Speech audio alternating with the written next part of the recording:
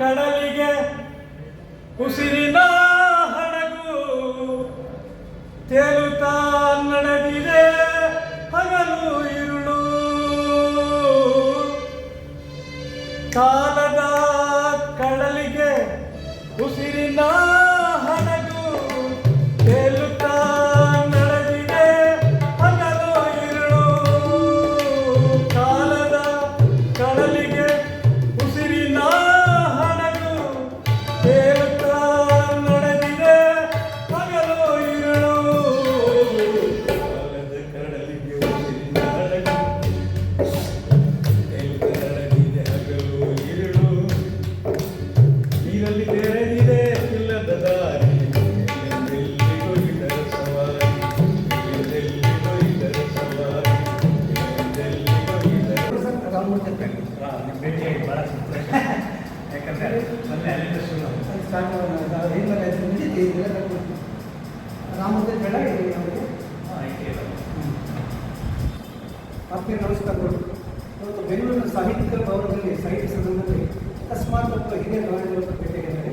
Sir Ramamurthy ಅಲ್ಲ, Ramamurthy IT Ramamurthy ಅಂತ ಒಳ್ಳೆಯ ಕಲಾವಿದರು. ಗರುಭೂಮಿಯಲ್ಲಿ ಸುಮಾರು ನನ್ನ ಒಂದು 40 ವರ್ಷ ಕ್ಷೇತ್ರದಲ್ಲಿ ಸೇವೆ ಅವರೊಂದು ಪುಟ್ಟ ಪರಿಚಯ ವಿಭಾಗ ಮಾಡ್ತಾ ಇದ್ದೀವಿ. ಸರ್ ನಮಸ್ಕಾರ. ನಮಸ್ತೆ. ತಾವು ಈ ಕಲಾ ಸೇವೆ ಎಷ್ಟು ವರ್ಷಗಳಲ್ಲಿ ಮಾಡ್ತಾ ಇದ್ದೀವಿ ಸರ್? ನಾನು ಸುಮಾರು 40-50 ವರ್ಷ. 50 ವರ್ಷಗಳಲ್ಲಿ. ಈಗ ನನಗೆ 74 ವರ್ಷ ಕಲಾವಿದರ ವಯಸ್ಸಾಗಿದೆ ನೋಡಿ. 75 ವರ್ಷದಲ್ಲಿ ಇಬ್ಬರು ಕಲೆ ಇದೆ ಅಂದರೆ ಫುಲ್ ಟೈಮ್ ಕಲಾವಿದರಾಗಿ ಇಲ್ಲ ಅಥವಾ ನಾನು ಡ್ಯೂಟಿನಲ್ಲಿದ್ದೆ. ಹಾಂ ಐಟಿ ಇಂಡಿಯನ್ ಟೆಲಿವಿಷನ್ ಮಿನಿಸ್ಟರ್ ಕೆಲಸದಲ್ಲಿದ್ದೆ. ಹಾಂ ಆದರೂ ಅಲ್ಲಿ ಫೈನಾನ್ಸ್ ಸೊಸೈಟಿ ಅಂತ ಇದೆ.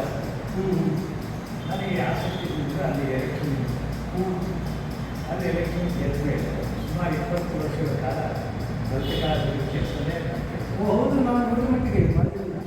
ಇಲ್ಲಿ ಬೇರೆ ಬೇರೆ ಫ್ಯಾಕ್ಟ್ರಿಗಳಲ್ಲಿ ಕಲಾವಿದರ ಸಂಘ ಇದೆ. ನಾನು ಓದಿದ ಮಟ್ಟಿಗೆ ಆ ಥರ ಕಲಾ ವೃತ್ತಿ ಜೊತೆ ಪ್ರವೃತ್ತಿ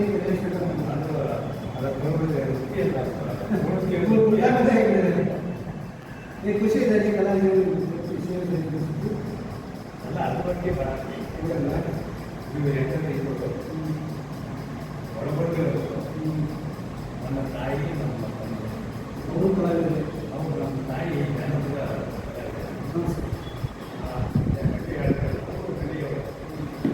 ನಮ್ಮ ತಂದೆ ಬಂದಿದೆ. ಅವರು ದುಡಿಮೆ ಬಗ್ಗೆ ಭಾಳ ಶಕ್ತಿ ಇರ್ತಾರೆ. ಆದರೂ ಅವರು ನಾನು ಪಾತ್ರ ಮಾಡ್ತಾರೆ. ಪ್ರಾಪರ್ಟಿ ಯಾವುದು ಬೆಂಗಳೂರು ಪಾತ್ರಗಳು ನಾನು ಬಂದಿದ್ದೆ ಮಳವಳ್ಳಿ ತಾಲೂಕು ಶೆಟ್ಟಳ್ಳಿ ಗ್ರಾಮ. ಶೆಟ್ಟಿ ಅದೇ ಯಾವುದು ಸರ್? ಮಳವಳ್ಳಿ ತಾಲೂಕು ಮಂಡ್ಯ ಗ್ರಾಮದ ಹೆಸರು ಶೆಟ್ಟಳ್ಳಿ. ಶೆಟ್ಟಳ್ಳಿ. ಅವರೆಲ್ಲ ಕೃತಿಗಳನ್ನ ಓದಿದ್ದೀನಿ ನಾನು. ಅದ್ಭುತ ಸಾಹಿತ್ಯ. ಇದೆ ಅದು. ಅವರ ಮಾರ್ಗದರ್ಶನ ನೋಡಿದ್ರೆ ಮನುಷ್ಯ ಭಾಳ ಪ್ರಾಮಾಣಿಕವಾಗಿ. ಇನ್ನೊಂದು ವಿಶೇಷ ಏನಂದರೆ ಭಾರತದ ವಿಶ್ವ ವಿಜಯ ಅಂತ ಅಂದ್ಬಿಟ್ಟಿದ್ದಾರೆ. ಒಂದು ನಾಟಕ ಅವರೇ ಡ್ಯಾನ್ಸ್ ಮಾಡಿ ಅವರೇ ಕಂಪೋಸಿಷನಲ್ಲಿ ಅವರು ಕಲಾವಿದರಲ್ಲಿ ಪ್ರದರ್ಶನ ಮಾಡೋದು. ಅವರೇ ಭಾಳ ಭಾಗ್ಯವಂತರು. ಅವರ ಜೊತೆ ಕೆಲಸ ಮಾಡ್ತಾರೆ. ಅಲ್ಲ ಅದು ನಮ್ಮ ಪುಣ್ಯ ಅಂದರೆ ಪುಣ್ಯ ಅಂತ ಹೇಳಲ್ಲ, ಅದು ನಮ್ಮ ಭಾಗ್ಯ ಅಂತ ಹೇಳಿ. ಸರ್ ಈಗ ಹೊಸದಾಗಿ ನಾಟಕಗಳಿಗೆ ಮತ್ತೆ ಮುಂದೆ ಯೋಜನೆಗಳಿವೆ. ಯೋಜನೆ ನಾನು 4-5 ಗಂಟೆಗಳಿಗೆ ಕೆಲಸ ಮಾಡ್ತೀನಿ. ನಾನು ಮ್ಯೂಸಿಷಿಯನ್ ಆದ್ದರಿಂದ. ಹಾಂ, ಅಂದರೆ ನೀವು ಆಯ್ಕೆ ಯಾರಾಗಿ ಕಲಾವಿದರಿದ್ರಿ, ಸಂಗೀತಕ್ಕೆ ಒಳ್ಳೆಯ ಸಂಗೀತ ಕಡೆ ಒಲವು ನಮ್ಮ 7ನೇ ಕ್ಲಾಸ್ಗೆ ಯಾವಾಗ ನಾವು ಸ್ಕೂಲ್ ರಜಾ ಬೇಸಿಗೆ ಅಲ್ಲ ಇರಲಿ. ಬಟ್ ಈಗ ಎರಡು ಆಯ್ಕೆ ಇರುತ್ತೆ. ಸಂಗೀತ ಯಾವುದನ್ನು ಆಯ್ಕೆ ಮಾಡಬೇಕು? ನೀವು ಆದ್ಯತೆ ಕೊಡಬೇಕು. ನಾನು ನಾಟಕಗಳು ನಡೆಸಿದೆ. ನನ್ನೆಲ್ಲ ನಾಟಕಗಳಿಗೆ ನಾನೇ ಸಂಗೀತ ಮಾಡ್ತೀನಿ. ಅದು ಹೇಳಿಲ್ಲ. ಸಂಗೀತ ಅಂದರೆ ಸ್ಟೇಜಲ್ಲಿ ಇಟ್ಕೊಂಡು ಅದನ್ನು ಕಂಪೋಸ್ ಮಾಡಬೇಕು. ಪಾತ್ರ ಅಂದರೆ ವೇದಿಕೆ ಇರೋದಿಲ್ಲ. ನಾ ಇದನ್ನು ಕೇಳಿ ನಿಮ್ಮ ಆದ್ಯತೆ ಯಾವುದು ಕೊಡ್ತೀರಾ ಅಂತ ಪಾತ್ರ ಮಾಡೋದಿಲ್ಲ ಅಥವಾ ಸಂಗೀತ ಇಲ್ಲ, ಪಾತ್ರ ಮಾಡೋಷ್ಟು ವಯಸ್ಸಿಲ್ಲೇ ಇಲ್ಲ. ಅದನ್ನು ಹೇಳಿ ನಾನು ಡೈರೆಕ್ಟ್ ಮಾಡ್ತೀನಿ. ಡೈರೆಕ್ಷನ್. ಮತ್ತು ನಿಮಗೆ ಸರ್ ಕಲೆಗೆ ಮನೆಯಲ್ಲಿ ಪ್ರೋತ್ಸಾಹ ಇದೆ? ಪ್ರೋತ್ಸಾಹ ನಮ್ಮ ಮನೆಯವರು ನಂದಿನಿ ದೇವಿ ಅಂತ ಅವರು ಎಲ್ಲ ಸಾಹಿತ್ಯ ಅವರು ಹಾಸ್ಯ ಸಾಹಿತ್ಯ. ಈ ಸಲ ಉಂಟಲ್ಲ ಅವರು ಬರವಣಿಗೆ ಬರೀ ಬರೀ ಬರುತ್ತೆ. ಅದು ಮುಕ್ತಾಯನೇ ಆಗಲ್ಲ. ಬರ್ಕೊಂಡು ಬೇಡಿಗಟ್ಟೆ ಬಿಡ್ತಾರೆ ಅಂತ